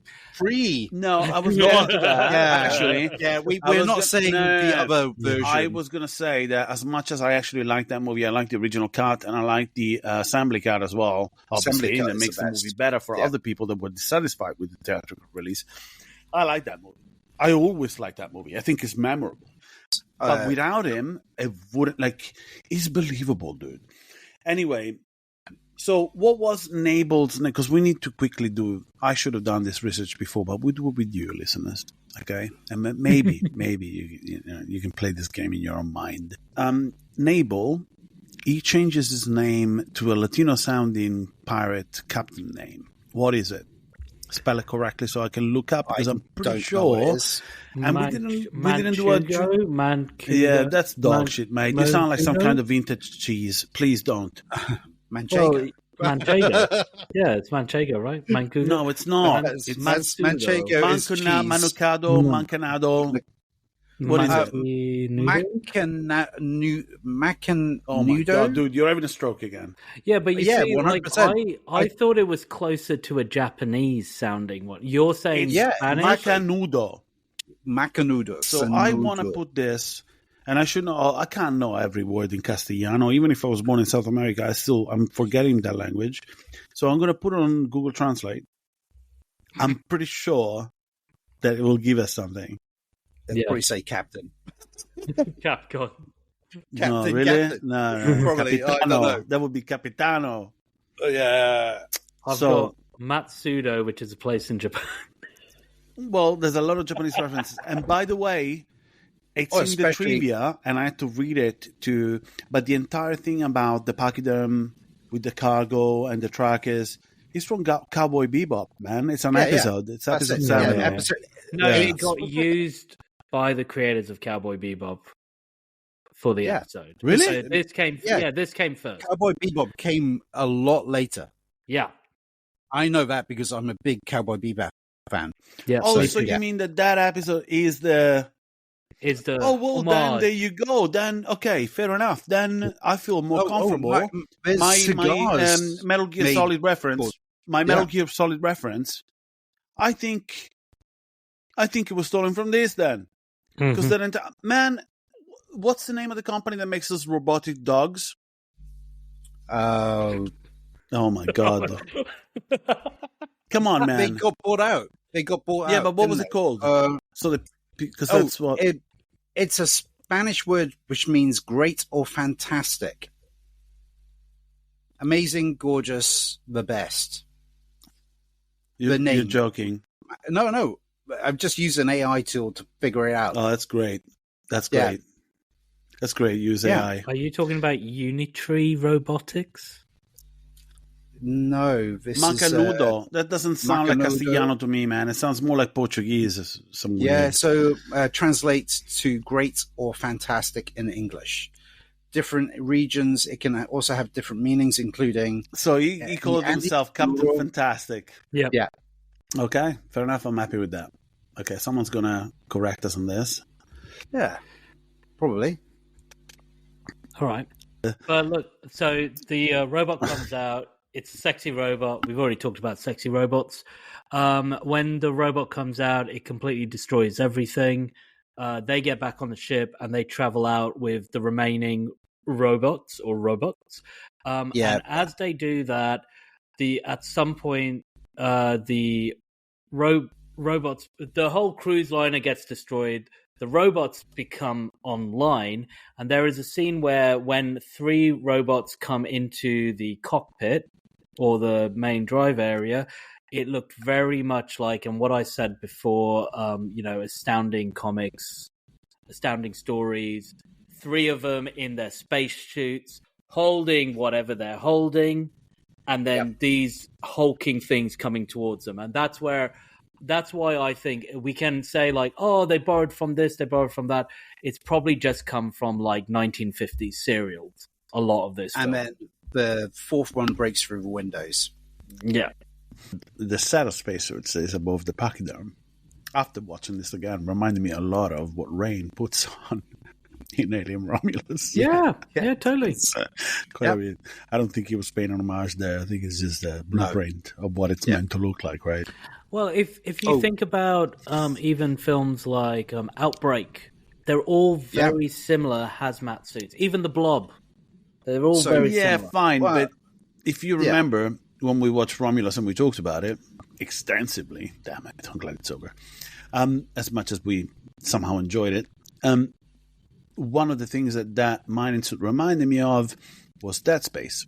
And you know what? I'll go as far as telling you that now I realize that Dead Space somehow took inspiration from this, actually. From space another mechanic that was implemented in the game heavily was the anti-gravitational quality and mitigation that the boots of that suit would create for Isaac. So you had entire sequences where you could attach yourself to a particular surface and then separate you as the player the side of that. Yeah. And in this, we have that establishing shot at the beginning, right after, while Dennis Hopper, past the prelude, when Dennis Hopper's having the hot dog, the camera just shifts from his hot dog munching whatever to his feet, and you can see how Dennis Hopper is trying to act the weight of gravity as he takes steps into his jacket with the wires inside it, so it makes it look like it's floating. We can't call it a cockpit, right? It's a truck. So what's it called? A cub. Cab. It's a cub, right? Cab. Is it called a cub? Cab. A cab. Okay, it's a cab. Cab. Oh, yeah, by the way, Boston Dynamics. Boston Dynamics. Yeah, it just came to me. Yeah, I was thinking of that and Alien. I was thinking of the two. Yeah. So, whatever, man. Yeah. Immortal shot of you did bring up Dead Space and magnetic boots, but Star Trek 6 used magnetic boots. Star Trek 6. Outside of Hull. Yeah. Yeah, undiscovered country, yo. Yeah. It's funny you brought up Star Trek 6. Like, this trope goes back to the Star Trek 6 is 1888, 89? Undiscovered country? Yeah. If not later? Yeah. 90s? No, 91. 91. Okay. Terrible film. Right. Yeah. Terrible film. Debatable. Nobody cared. Yeah, no, I don't know. It's another conversation. Star Trek movies, every single odd one, pretty bad. Anyway, let's tie this up and let's talk about what happens after. They fight. There's a back and forth with the early Logitech design of the mouse that has been altered to stop. Click. He's like an old mouse you don't use anymore without a cable. That was like a very stupid bit where the robots would be so close in their face and then just stop. That was great. This oversized garage door controller thing that they've got. Anyway, which Charles Dance's last scene was amazing when he gave it over to them. Oh, light me up. I love how he says, light me up. I think he literally says, I have a flame in my pocket. Yeah. I must have a flame somewhere. Yeah. Flame. I'm flaming. It's fucking, and you know what? I love how he actually says as well, he's trying to give plausibility to this fucking sequence by saying, I cauterized the wound. With my cigar. Come on. It's like half of his body there. It's just ridiculous. And then you believe him as well when he passes, It's like, it's an amazing actor. All the blood and guts, which should have been in this, probably got cut and turned into that purple mess. Even John Canyon, our hero, because he's the hero in this. He's an unwilling hero, which is not the first time we get someone that's so charismatic who plays a trucker. The only other one that I can think of off the top of my head is come on. We've Jack got a Burton. One. Yes, that's the man. Yeah, it's around the same time. Can someone check when? No, it's actually earlier. No, it's earlier. Come on, it's 80s. 88, 87. It must be For Big Trouble in Little China. Yeah. Yep. The only other tracker. And the other one? Come on. Over the top, big one. Stallone? Yes. Yeah, of course, man. Yeah. But how many are there? I don't know. There's only three. That's it. Smoking the Bandit. Hey. Okay. There's truckers in that. So there's 4 of them. That's what was the one with the Clint Eastwood one with the orangutan? Oh, yeah. Oh, shit. Every Which Way But Loose. Wait, but Loose. Yes. Okay, so we got 5. Well, we've got a few. You can count our 5 favorite trackers on the tip of the fingers on one of your hands. Well. Oh, yeah. No, that's a bad guy. And it's faceless, dude. It's like the black car, right? You don't know. You don't know what it is. Anyway, so... And again, all of a sudden, the laws of gravity and physics do not apply. Oh my God, that's a deep. Because at one point, there's one shot with this. That's when I worked out. Oh, whoever is acting inside these suits must be female. I told you the camera was standing right behind them. And I thought that's a woman. And then I thought, no, okay, wait a second. Then in unison, together, they're all moving. It's like a very choreographed. They're all on the hull of the ship, and they're kind of dancing. You know what I mean? Like as they're about to pounce and attack. Anyway, all of this goes nowhere because at the end of the day, you know that they're going to make it to her. The escape pod releases and detaches from the cub of the pachyderm. Yeah. And I think the worst bit of special effect that it's not endearing at all. I just thought it was ridiculous. And yeah, even as I'm saying it, and now I think it's endearing, is when you know that upon entering the Earth's atmosphere, Dennis Hopper is not going to combust and die in a very unceremonious manner. You know that he's ejected. But what you see on screen is the worst fucking thing I have ever seen. I can't even describe it. Please, can one of you describe? Because it's a bit of animation and it's absolutely... Well, the only thing I remember is like a child drawing... Yeah, it's going backwards in the sky where it all breaks down, and then it just explosion. Yeah. The explosion looks like somebody's just drawn a wet fart on a screen. And then it's like filmed on an Irish seaside beach. Yeah, it's a beach somewhere. Yeah. Because they didn't have a desert. Because it's paramount that it needs to be a desert, whatever the fuck it's. Yeah. But anyway, when you look on the animation on the sky. It's like this thick figure, like I said, like a child would have drawn it, of him waving as he's coming down. But it's not, it's humanoid because you can see the limbs and you can see the head, but it's a blob. It's a little tiny blob. And I just thought whoever was in charge of doing that never worked again, even back then. I suspect they just ran out of money and just went, it's really bad. Let's just do it. It's a shame because the shot of the pod opening, that surprised me. Oh, yeah, that was good. Even the angle where the camera was, like when I don't know. It's like all of a sudden the movie got me back from an artistic viewpoint, and I went, okay, that looks good. It's actually in the trailer.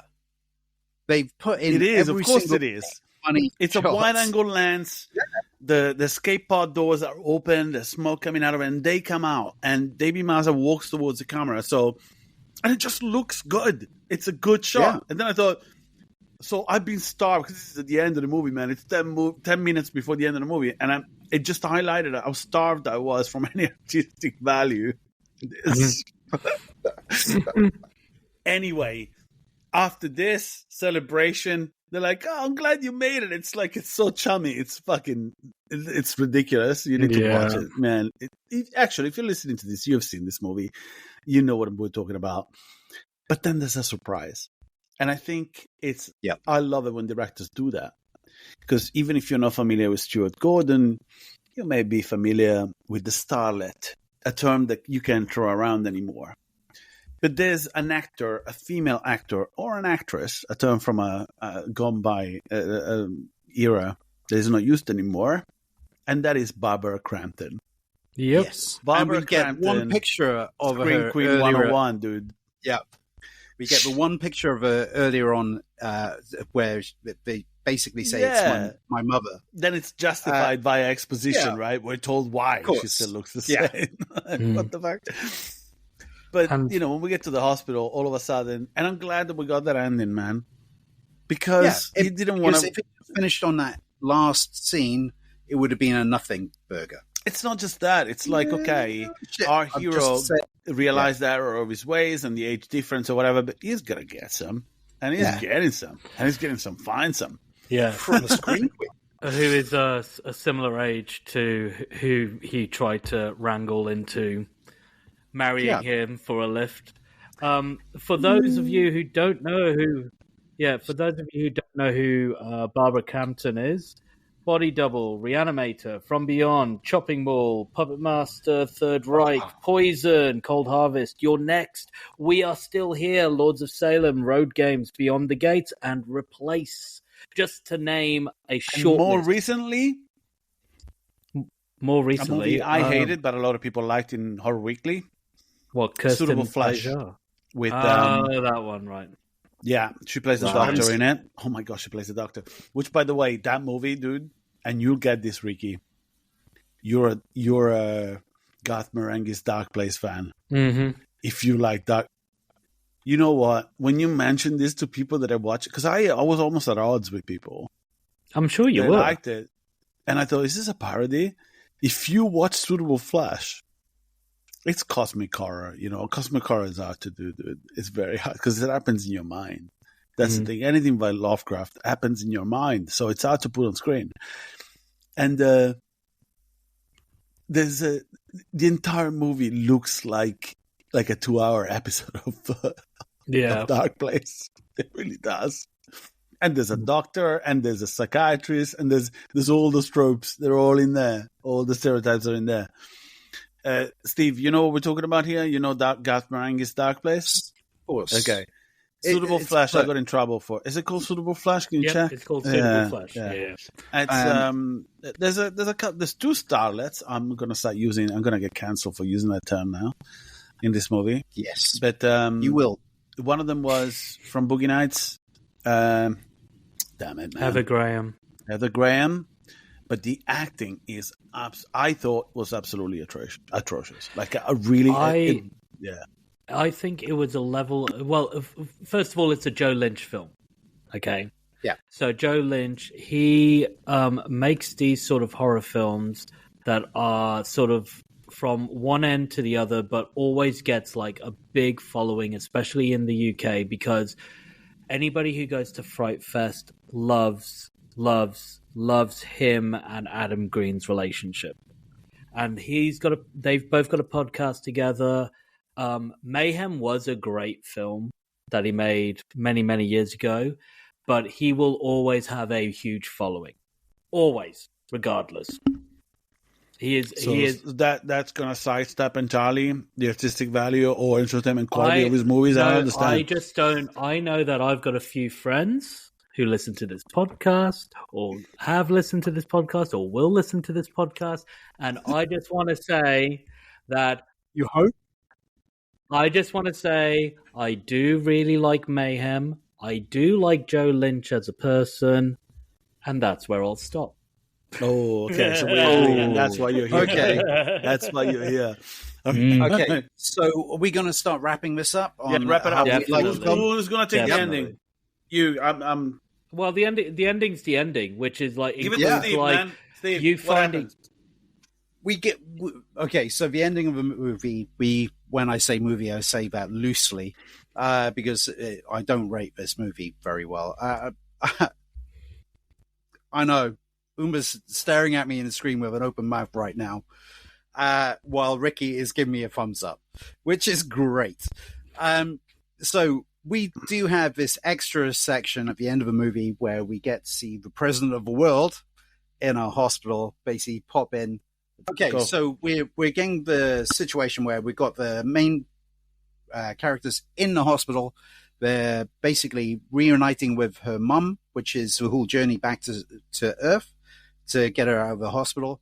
And magically, she's been frozen in time, and it looks exactly like the photograph which was shown in the bar, which I forgot to mention earlier. So, our main protagonist has suddenly got a horn on for a slightly older lady. Is after her. That's it. But then President of the World turns up to congratulate them. Who is basically Mr. Sags? Sags. Who is the guy that fucks over Nables. Yeah. The beginning. At the beginning of the prelude of this movie. Yeah. Yeah. And he's only been in the job a week. Let's just say that. And it turns out the robots, just say that he had an agenda. or sex dolls, were just there in case he didn't win. So he tries to bribe them, right? Yeah, he tries to bribe them. He gives them a new shuttle, or truck shuttle. I don't quite understand because it looks like a standard shuttle with boosters, and also a stack full of cash. Yeah, and there's a huge argument over whether they should keep the cash or not, and it's thrown out the window. Stephen Dorff, our SFW star, takes a stand for an entire generation. This was an entire, like, these stone walls. The boomer, the Gen Xer goes, "No, man, don't take the money. Don't take the money from the man, dude." He goes, "Listen to me, you're getting married." He's the voice of reason, dude. Yeah. John Canyon is the voice of reason. I was agreeing. I was siding with him. It's like, because just the tone of Dennis Hopper's like, "Yeah, man, I agree with you. But you ain't going to change nothing. Take the cash. Take the cash."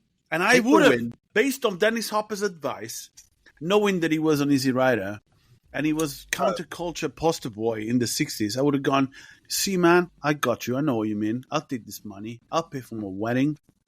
I'll make this legitimate." And instead, he keeps fighting this battle, picks up the case, throws it out the window. Yep. And it happens to be affected by gravity enough to fall all the way down, story by story, out of the hospital window onto a limousine. It goes straight to the rooftop. Yeah. Goes through the rooftop of a limo. We get the surprise face of President of the World, Mr. Segs, whatever. He's the Trump of his time. And there's an explosion. The movie ends on a big explosion. It's like the Texan in Ed Wood that gives the money for the production but goes, I'll give you the money to make this movie, but I want a big explosion. And that's exactly what we get here. We get a big explosion. And then all of a sudden, we get nothing else. We get nothing else because the next sequence, unless you look a little deeper, which is something that it's impossible to do with this fucking movie, the movie's tied up immediately within a 90-second sequence. All of a sudden, they are aboard the shuttle, or we get stock footage of some kind of shuttle modified. I don't know, something that could have been done in CGI. So that's stock footage of some kind from something else. It's drawn, mate. It's totally drawn. It's really bad, and the way this movie ties up is really bad because we have this fight over morality and the money and taking it or not, but we have to assume everything that happens after that, which is. All of a sudden, right after the explosion, there's no conversation had here. They're all in astronaut gear, like cosmonaut gear almost. This looks like shit from right after the moon landing. Yep. They're aboard the shuttle with no training whatsoever, and they're all going, woo! And the movie ends. I want a sequel. I want a fucking sequel to Space Trackers. No, I really don't. Okay, so we're going to wrap up. I'm going to rate this a 3. Out of what? Sex dolls. Out of what? Out of 10.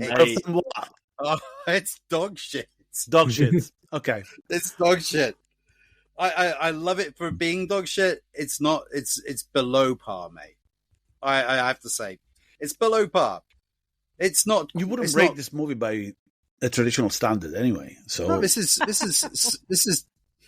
free sex dolls. I don't understand what you're doing. Like, what is it? Just give us your score. And what score? Free. What free sex dolls? The dog shits? No, it's free sex dolls. Which will turn into aliens, which will blast your brains out on other bits. Androgynous sack, Christmas lights, Christmas lights, scrotums.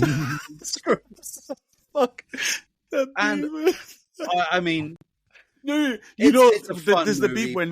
Wait a second. When Charles Dance is holding the scrotum and he has almost like a monologue, there's Venom Wells standing right behind him, and Venom Wells does the equivalent. It doesn't matter what he said, but all I heard was "Whoa."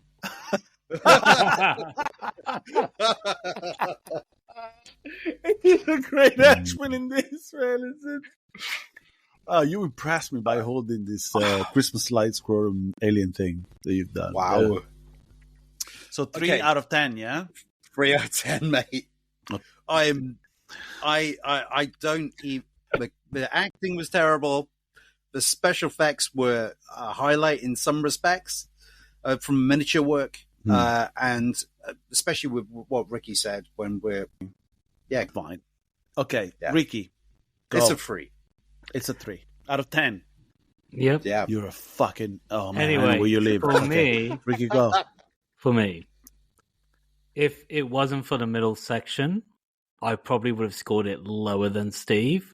Yeah. But I'll give it a 4 out of 10. Oh, yeah. Just for that middle section? For the middle section mainly. And I'm giving it a 4 out of 10 half electric asshole. Yeah. You know what? I'm glad you're remarking that because this movie was not available with subtitles on Amazon. And I never watch movies with subtitles because I think they affect the impact of whatever you see on screen, unless the audio mix is really bad. But in this case, I actually stopped the movie and because I rewinded this 3-4 times because what I thought Stephen Dorff was saying was, "You epileptic asshole." What the fuck would you? What is the problem? I mean, this just reinforces my point. Yeah, I was like, "What is Stephen Dorff's problem with epilepsy, man? Like, I don't know, that's a condition." But anyway, you've heard all my points of why I don't rate you've this listed film them, and all of that stuff. But Umba, I respect the brave way you confronted your disability with this film. Fuck you. You're not. I'm an electric asshole. Are you saying? You're an electric asshole. I am going to rate this It's